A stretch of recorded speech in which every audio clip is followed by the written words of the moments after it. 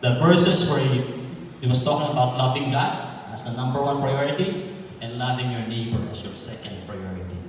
Well done, sabi ni Jesus. Good, you know this already.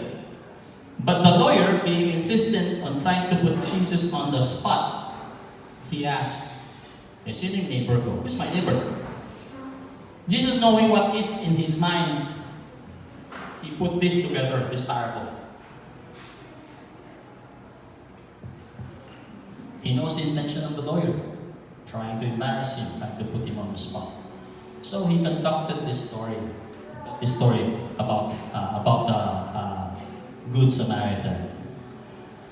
The trip to Jericho would entail several kilometers going to that place. It's about 30 kilometers, and it's going down winding road. So it's easily someone can get robbed along that route.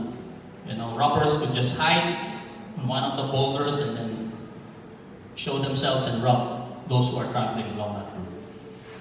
But why did he use the Samaritan? Why did he use priest and the Levite? The audience are Jewish. Mga Hudyo, they're Jew.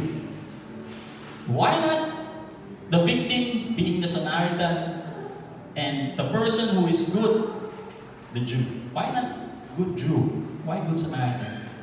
Because Jews actually regard Samaritans as second-class citizens. Actually, even to the point of hating them. That's the culture, right? So what is Jesus telling in this story is that it doesn't matter who your neighbor is. The question that you have to ask yourself is, am I being a neighbor to other people? The question that you should ask yourself is that, am I being a neighbor to other people? Just go back to the story. When he asked the lawyer, so who is the good neighbor? Who is the neighbor in this story? The good neighbor in this story. The lawyer could not even speak of the word Samaritan. He said, the one who has shown mercy. Because that's how they hate the Samaritans. But this is the calling to us. The Samaritan did not just help the person, with the wounds. He went extra mile. He brought the person to an inn, and then he even paid for that person's lodging accommodation. And he even instructed the person in the inn to take care of that person, the Samaritan. Or the Samaritan asking the innkeeper to make sure that that person who was wounded, a Jew, to be taken care of. So, am I being a neighbor to others is the question. It's not a question of who is my neighbor. To conclude, loving God has been likened to the vertical and horizontal parts of the cross. The vertical brings us closer to God. The horizontal should bring us closer to our neighbor, embracing them. Loving our neighbors as Jesus loves us is not an easy task. In fact, it's going to be impossible. Who can be patient 100% of the time? If you say, bakit buhay ka pa?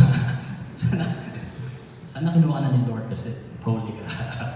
You cannot say you were patient 100% of the time. Who cannot be angry even once in their lives? We all have our short fuse one way or the other. So we cannot live a true Christian life on our own without God's grace. We can only do it through God's grace. And we can only have that grace if we ask God for the grace. And God will give it freely to us and generously. He is a prodigal God. He is a God who loves us extravagantly. So if we sincerely ask for it, He will give it to us. Again, Jesus said that we should love one another as He loves us, regardless of who we are. Doesn't matter. Are you rich or are you poor? Doesn't matter. Are you educated or illiterate, to the point of, are you a Jew or a Samaritan? Are you a local or a permanent resident? Are you a pass holder or a citizen? Is your pass above all the other passes? Doesn't matter. Are you an S pass holder, a work permit holder? One of the high-class passes that the Singapore government gives, foreign workers, foreign talents, doesn't matter. We are called to love one another.